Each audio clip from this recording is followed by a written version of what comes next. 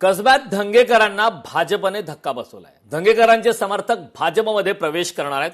शिवसेनेला कसब्यात खिंडार पाडण्याचा भाजपकडून प्रयत्न।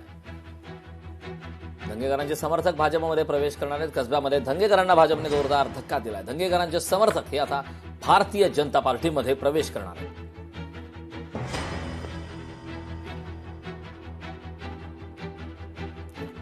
शिवसेनेला कसब्यात खिंडार पाडण्याचा भाजपकडून प्रयत्न सुरू आहे। 29 ऑगस्टच्या आंदोलनात सुट्टी नाही, मनोज जरांगे पाटील यांनी सरकारला इशारा दिलाय। सरकारकडून मराठा समाजावर अन्याय, मराठा समाज अन्याय सहन करणार नाही। अभ्यासकांची सन्मानजनक मदत हवी। 58 लाख नोंदींचे कुणबी प्रमाणपत्र दिलं जात नाही, अशी प्रतिक्रिया सुद्धा त्यांनी दिली आहे। मनोज जरांगे पाटील यांनी सरकारला इशारा दिला। मोदींकडून युवकांचा इंटलेक्च्युअल नक्षलवादी असा उल्लेख कदाचित मोदींनाही नोटीस जाण्याची शक्यता रोहित पवारांनी असं म्हटलंय। चीफ जस्टिस युवकांना किडे बोलतात तेव्हा नोटीस गेली नाही, युवकांना मारलं तेव्हा नोटीस गेली नाही असं रोहित पवारांनी म्हटलंय।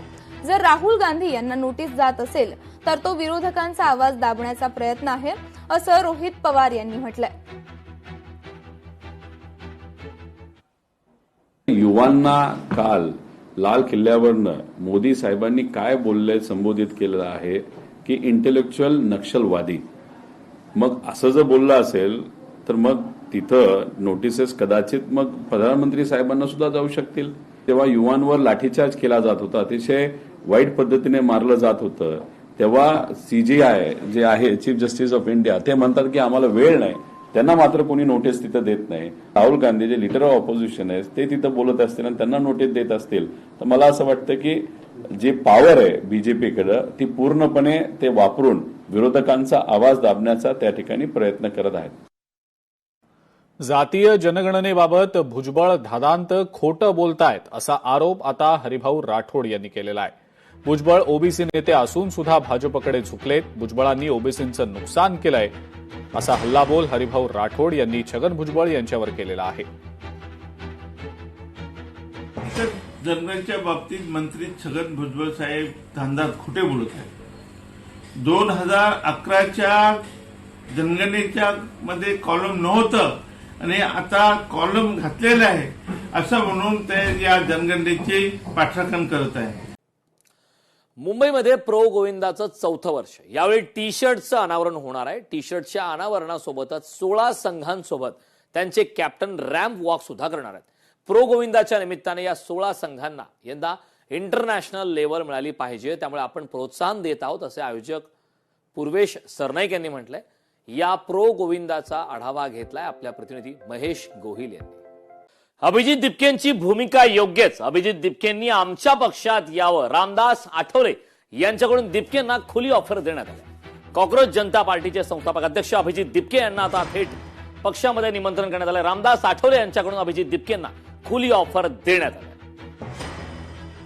तरी आपलं मत असं आहे की आता अभिजित दिपकेंनी रिपब्लिकन पक्षात आलं पाहिजे। रिपब्लिकन पक्ष बाबासाहेबांचा खरा पक्ष आहे।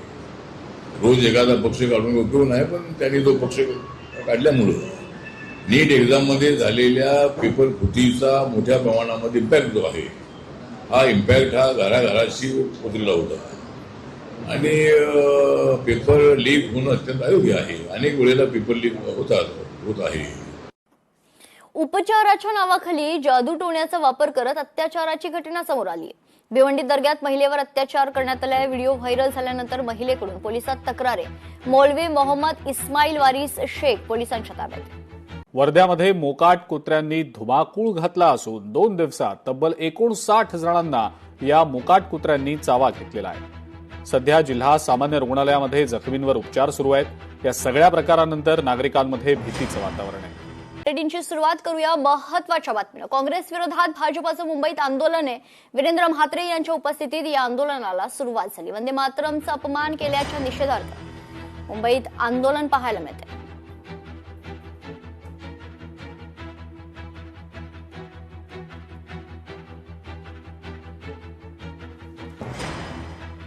तर तर काँग्रेस विरोधात आज भारतीय जनता पक्षाचं मुंबईत आंदोलन सुरू आहे. सविस्तर माहिती जाणून घेऊयात. आपल्या प्रतिनिधी स्नेहा जाधव आपल्यासोबत जोडल्या जात आहेत. स्नेहा, आता सध्या त्या ठिकाणी आंदोलनस्थळी तू उपस्थित आहे, काय परिस्थिती आहे त्या ठिकाणी? स्नेहा.